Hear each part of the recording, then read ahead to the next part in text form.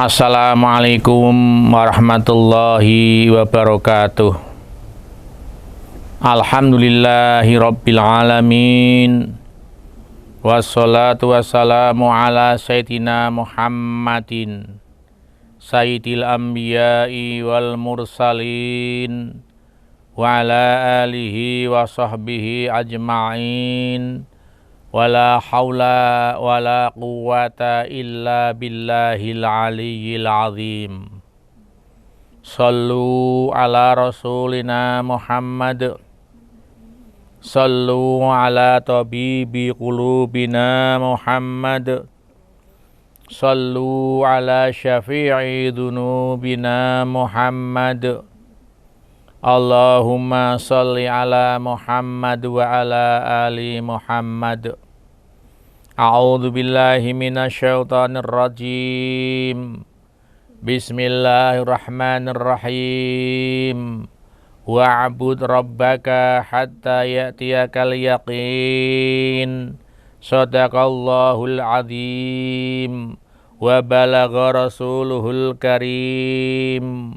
Wa nahnu ala ma qala khaliquna wa raziquna wa maulana minasyahidina syakirin biqalbin salim. Ala hadhihi niyah wa ala kulli niyatin salihah wa ala nabiyil mustafa rasulillah sallallahu alaihi wasallam. Al-Fatihah. A'udzu billahi minasyaitonir rajim. Bismillahirrahmanirrahim. Alhamdulillahi rabbil alamin. Ar-Rahmanir-Rahim. Maliki yaumiddin. Iyyaka na'budu wa iyyaka nasta'in. Ihdinas siratal mustaqim.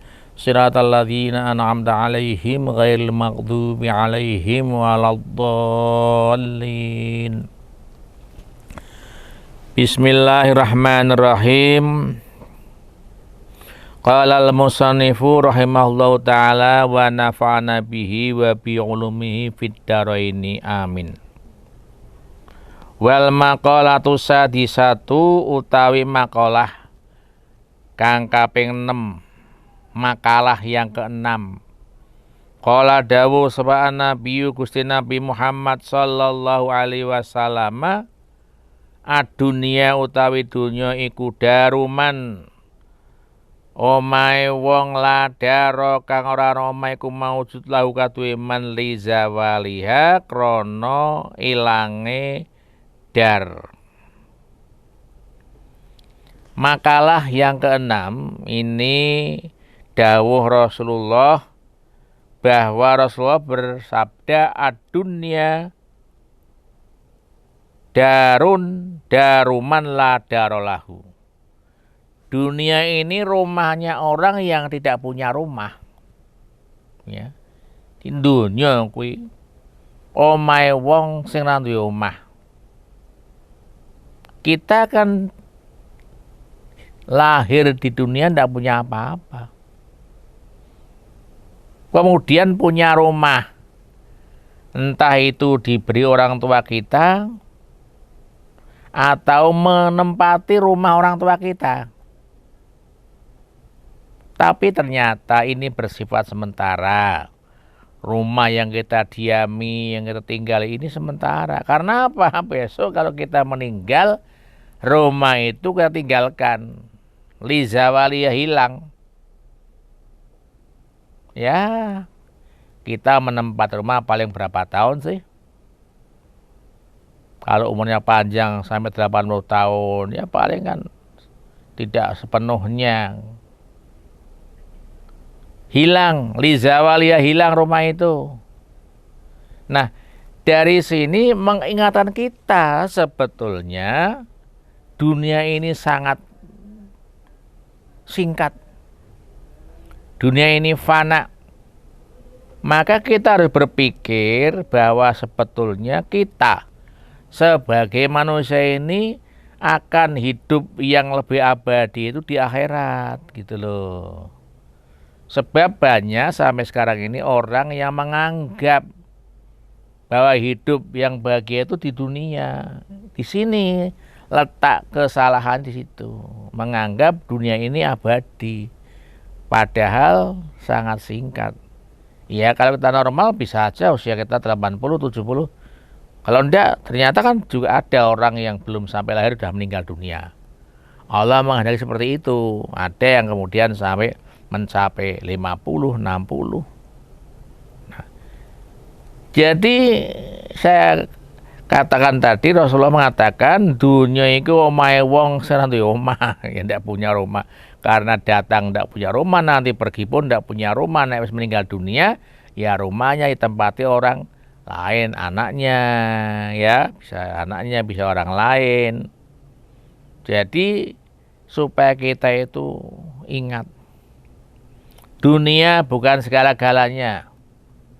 Dunia sangat singkat sekali, bahwa kehidupan yang panjang abadi itu di akhirat. Namun kita bisa ke akhirat tapi kan lewat dunia dulu. Ya kan? Untuk mencapai akhirat ya lewat dunia ini. Di dunia ini kita mencari bekal. Karena di akhirat ini butuh bekal yang banyak. Berupa apa? Ibadah kepada Allah sesuai dengan tugas kita. Wa ma khalaqtul jinna wal insa illa liya'budun. Itu loh. Ya. Ini tugas kita itu ibadah itu. Hidup di dunia itu sebetulnya dalam rangka menyiapkan bekal ke alam akhirat tadi. Wa maluman lan bondone wong lamala kang orang bondo iku maujud lau kadhe wong kadzalika. Di samping dunia ini rumahnya orang yang tidak punya rumah, juga dunia ini hartanya orang yang tidak punya harta. Waktu bayi kita tidak punya apa-apa kan, tidak punya harta, apa uang, apa sepeda motor, apa emas dan perak tidak punya kan. Kemudian punya. Tapi ingat, harta benda yang kita miliki ini pun tidak lama. Karena apa? Kadzalika akan hilang seperti halnya rumah. Perhiasannya banyak. Emasnya pirang-pirang peti. Tapi ketika nanti meninggal dunia akan diberikan pada orang lain, pada anaknya, saudaranya. Nah, lalu bagaimana kita menyikapi dunia ini? Jangan kemana-mana pemirsa setelah yang berikut ini.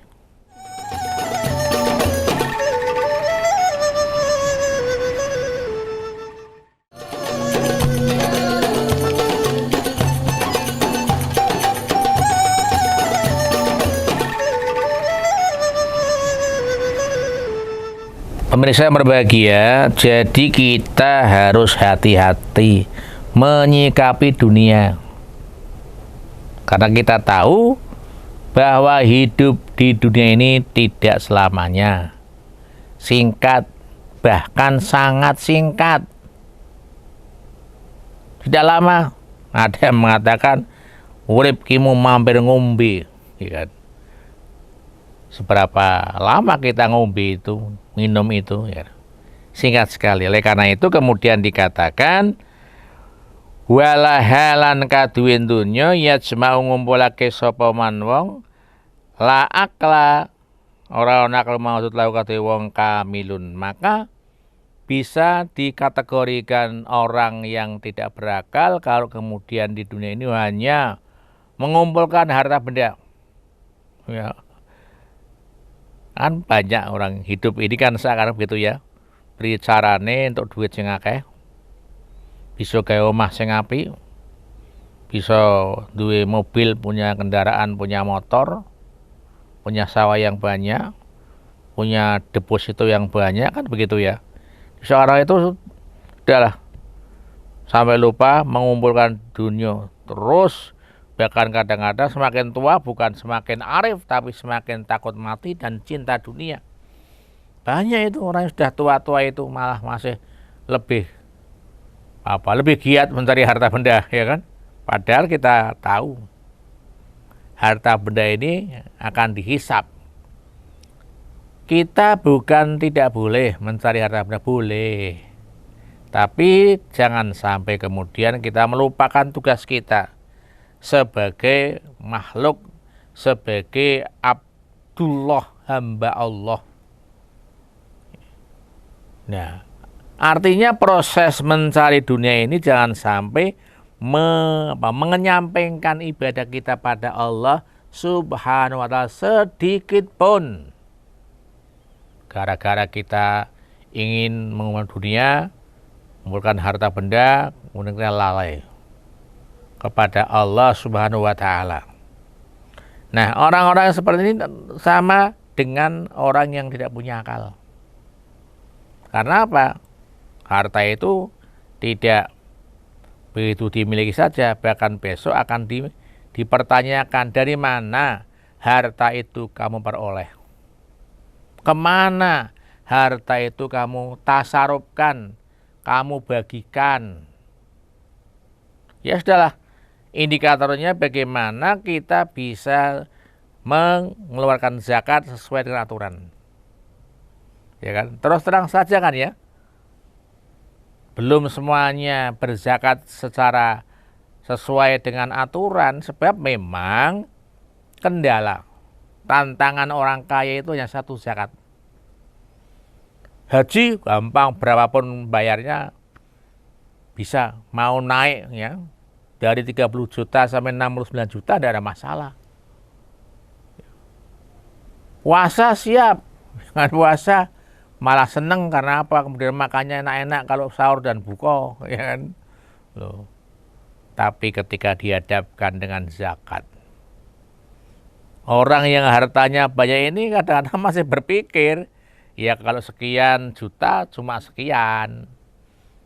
Tapi ketika sudah mencapai sekian M, zakatnya kan banyak. Nah, kalau sudah bisa berzakat sesuai dengan aturan, luar biasa itu, luar biasa. Kadang-kadang untuk bayar zakat saja, kemudian bagaimana caranya supaya bayar sedikit, ya kan ya, dengan berbagai cara, atau kalau perlu kita nunggak-nunggak, ya kan. Nah, zakat kalau semua sudah sesuai dengan aturan, luar biasa. Fuqara masakin itu tertangani. Sekarang banyak ada kita yang miskin, ya karena tadi itu. Kalau kemudian interaksi antara fakir dan orang kaya ilustrasi, artinya apa?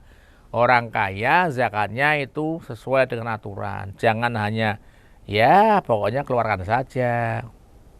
Bagi duit berapa rupiah, sekian rupiah, bagi sarung, bagi apa, sembako. Tapi coba dikeluarkan sesuai dengan aturan, luar biasa itu. Bisa mengentaskan orang-orang Islam yang fakir miskin. Kita kan tidak adil. Ketika ada orang fakir kemudian pindah agama, disalah-salahkan.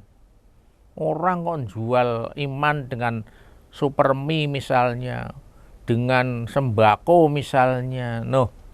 Panjenengan jangan menyalahkan begitu. Saya pernah pengalaman dulu waktu PPL. Ketika kuliah itu ada seorang siswa SMA, bapaknya itu kerjanya mecahi watu.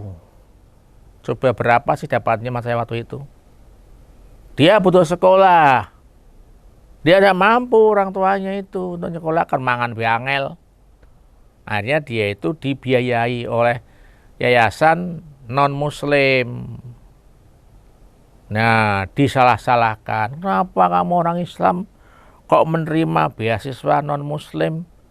Mestinya bukan seperti itu yang dikatakan. Kamu berapa diberi beasiswa oleh non-muslim? Sekian. Mulai besok tidak usah minta saya. Begitu harusnya. Jadi orang Islam itu yang bela orang Islam. Jangan nyalah-nyalahkan. Ya kalau kita di sini mungkin tidak ada masalah. Tapi di pedalaman, yang hidupnya itu di bawah garis kemiskinan, ini tanggung jawab siapa? Tanggung jawab orang Islam. Tanggung jawab orang kaya. Orang kaya yang bertanggung jawab.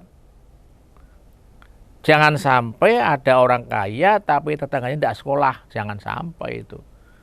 Nanti kalau dibiayai oleh orang lain baru disalah-salahkan. Kenapa kok menjual iman, katanya begitu.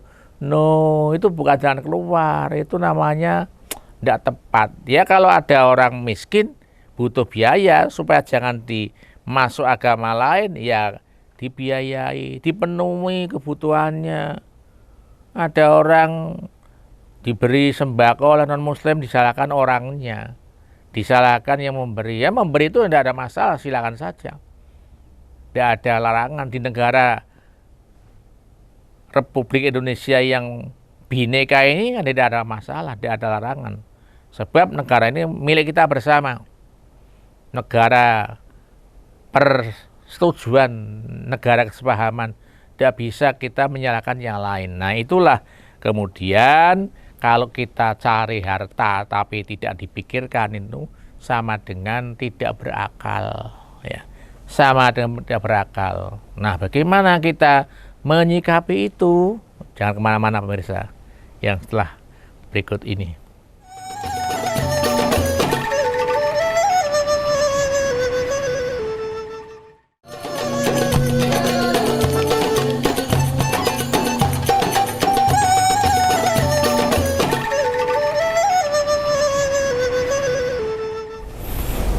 Pemirsa yang berbahagia, kita lanjutkan. Wa yastaghilul lan ketunggul bisyahawatiha kelawan pira-pira syahwat, kepinginan dunya. Sapa man wong la fahma kang ora kepahaman iku maujud lahu kaduwe wong. Demikian pula kadang kita tidak tahu dalam menyikapi hidup di dunia ini. Kita tahunya dunia ini tempat kebahagiaan, tempat senang-senang, sehingga kita itu sibuk melampiaskan syahwat kita, keinginan kita, keinginan yang baik maupun yang buruk. Nah orang-orang yang kayak begini ini termasuk orang yang gagal paham, la fahma lahu, tidak bisa memahami dunia itu apa. Dia sibuk bersenang-senang, kesana kemari berhibur, tidak berpikir kayak apa dunia itu. Semua yang kita inginkan kita lampiaskan, baik yang buruk maupun yang baik. Karena kan syahwat itu kan selama ini diartikan buruk ya. Syahwat itu artinya keinginan. Keinginan positif maupun negatif itu syahwat. Kita mau makan kan syahwat makan, syahwat minum, syahwat bepergian, itu kan namanya syahwat. Jadi syahwat itu tidak hanya satu hal yang negatif, bisa positif, bisa negatif. Ya, apalagi yang negatif, yang positif pun kita hati-hati. Jangan sampai ketika kita melampiaskan keinginan syahwat yang baik sampai melupakan perintah Allah misalnya ya. Sholat sudah diberi jadwal, misalnya zuhur jam sekian sampai sekian, kan sudah ada skedulnya itu. Tidak ada kan. Ini jangan sampai kemudian sampai sholatnya itu telat.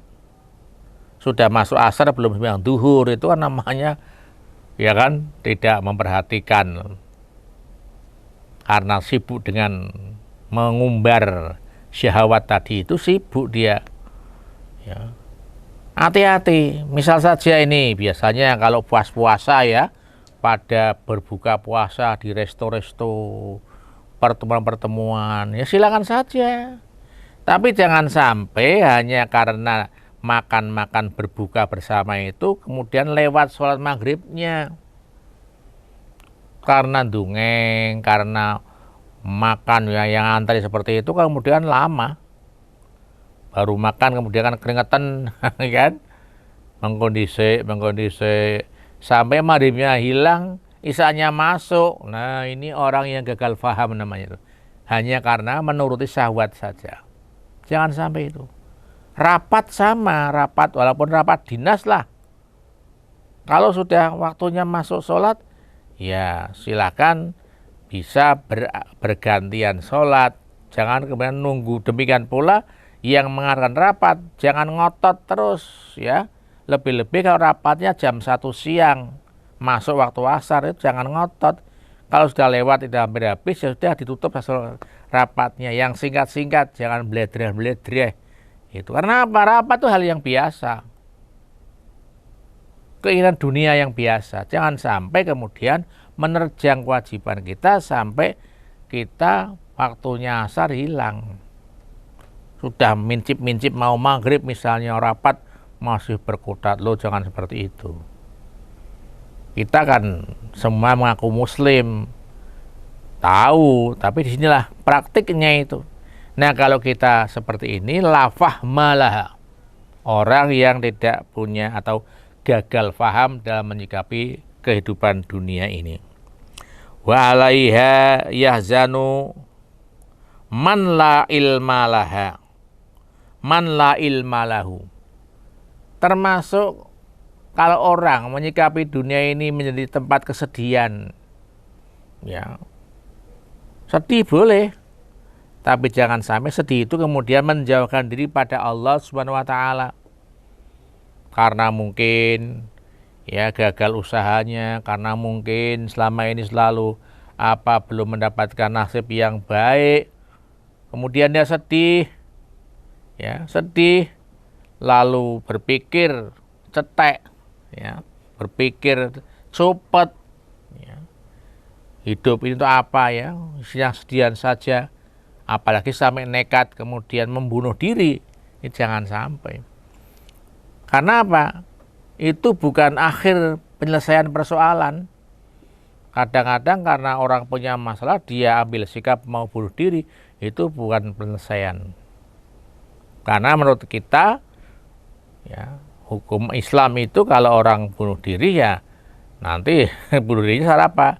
Kalau dia itu misalnya terjun dari loteng hotel atau dari tingkat berapa hotel, ya besok akan tempat sisa seperti itu juga.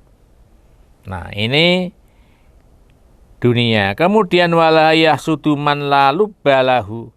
Demikian pula dunia menjadi tempat hasud bagi orang yang tidak punya nurani, tidak punya hati. Dan ya kita akui saja ya. Coba kalau panjenengan melihat teman, sahabat, tetangga berhasil, bahagia. Ini kalau panjenengan punya hati itu merasa, loh baru kemarin dia itu kerja kalau sudah punya rumah, sudah punya motor, punya mobil, kemudian merasa iri. Nah ini sudah tidak benar ya, hasud namanya itu. Demikian pula ketika melihat temannya, orang lain susah kok seneng, awak seneng. Ini seneng, bagi ngomong syukurin misalnya. Nah itu berarti panjenengan hasud. Dan ini sifat yang sangat tidak baik. Hasud ini sedulure sombong, takabur. Mestinya ketika melihat kesuksesan orang lain, kita bersyukur, alhamdulillah teman saya, tetangga saya diparingi kepenak kerjane. Moga-moga bisa menjalankan ibadahnya, bisa menjalankan fungsinya karena sukses, ya bisa kemudian banyak infaknya gitu. Nah ketika kita melihat orang lain susah, kita jangan gembira, merasa susah juga. Aduh kenapa ya kok teman saya itu mendapat musibah seperti ini. Kita doakan mudah-mudahan tidak seperti ini gitu. Nah, itulah dunia seperti itulah. Tempatnya orang hasud juga ya. Jadi walaha yahsudu man la lubbalahu. Lalu apa sih lubba itu?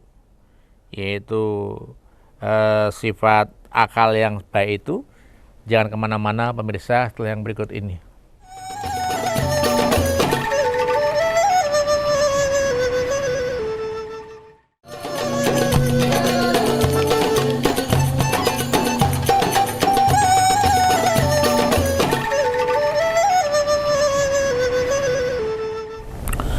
Pemirsa yang berbahagia, tadi sudah saya singgung kata-kata walaha yasudu man la lubba lahu. Orang yang dunia hasud ini berarti orang yang tidak punya lub. Apa lub itu? Walubu utawi lub huwa ya lub iku al aqlu nur. Al aqlu iku akal al-munawiru kang dipadangi binuril qudsi sofi kelawan cahaya kesucian kang bersih an kusyuril auhami saking pira-pira kulite cipta. Artinya kita begini, kita itu harus punya lob.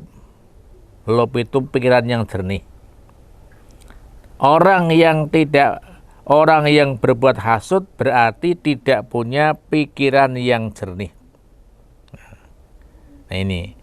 Nah itu kalau kita perhatikan tadi seakan-akan dunia itu serba tidak baik ya, tidak baik, tidak enak ya. Nah ini bukan berarti dilarang di dunia, tapi kita juga kembali dunia ini kita manfaatkan untuk cari sangu, cari bekal di alam akhirat gitu. Dan sejalan dengan ini Nabi bersabda, annahu sallallahu alaihi wasallam qala ingkana kharaja yas'a ala waladihi sigharan fahuwa fi sabilillah. Walaupun di atas dikatakan seakan-akan dunia itu tidak ada artinya ya. Waduh kok serba sulit, harus ditinggalkan, seakan-akan harus ditinggalkan. Bahkan yang terakhir dikatakan wa ilaiha yas'a yadhabu malakina lahu.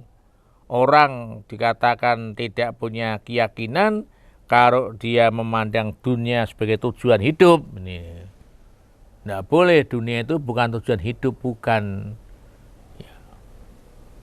Nah, untuk meyakinkan itu bahwa bukan berarti kita itu harus anti dunia, bukan. Bahkan tadi saya sampaikan, dunia ini kita manfaatkan untuk mencari sangu. Nabi berkata, barang siapa bekerja, banting tulang, mencari nafkah untuk anak-anaknya, ya, untuk anak-anaknya, orang ini termasuk berjuang di jalan Allah. Di sini kita menyikapi dunia. Kerja kita, upaya kita, usaha kita dengan niat ngeragati anak-anak kita supaya sekolahnya berhasil, mondoknya berhasil. Orang ini masuk kategori fisabilillah. Wa in kana kharaja yasa ala abawaini sayyukhaini kabiraini fa huwa fisabilillah. Ada orang yang bekerja, berusaha, banting tulang untuk ngurusi bapak ibunya yang sudah tua, yang sudah renta, yang sudah sakit-sakitan. Kan ada ya, bapak loro, ibu loro di tempat tidur tok, ini bisa apa-apa. Nah ini anaknya berusaha, bekerja sekeras-kerasnya untuk mencari harta benda, ngobati bapak ibu nih. Orang ini kategori fisabilillah, ya, masuk dalam kategori sabilillah. Jangan sampai punya orang tua-tua malah disia-siakan. Karena kita ingat ya, ada sebuah peribahasa. Terus noning wong tua marang anak saklopo, terus noning anak marang tua saupo. Cinta orang tua pada anak itu luar biasa. Saklopo gede kan? Tapi cintanya anak pada orang tua saupo. Perbandingannya jauh sekali. Coba ketika kita masih kecil, ibu kita tidak pernah tidur. Apalagi kalau kita sakit waktu bayi itu. Ibu tidak tidur, terjaga terus. Kita ngompol, diganti popoknya oleh ibunya. Dibuatkan susu oleh ibunya kalau tidak nyusui langsung. Hampir semalaman tidak tidur. Ini cintanya orang tua, bahkan Seorang ibu akan menangis, meneteskan air mata ketika anaknya itu duduk di pelaminan bersanding dengan suami atau istrinya jadi pengantin. Itu nangis ibunya itu. Dia ingat waktu itu, kecilnya seperti itu. Kok sampai saya menangi bisa menikah. Ini sampai menetes air mata. Bahkan seorang ibu tidak pernah nyalakan anaknya. Anaknya blegeduk tambeng, misalnya mencuri, itu tidak pernah ibunya itu menyalahkan, anak tidak kurang ajar, tidak baik, tidak pasti. Ya Allah, lop, sampean kok sial temen kayak kakak ngamur apa-apa, kok di penjara misalnya. Itu ibu coba. Anaknya saya itu sampai cintanya luar biasa.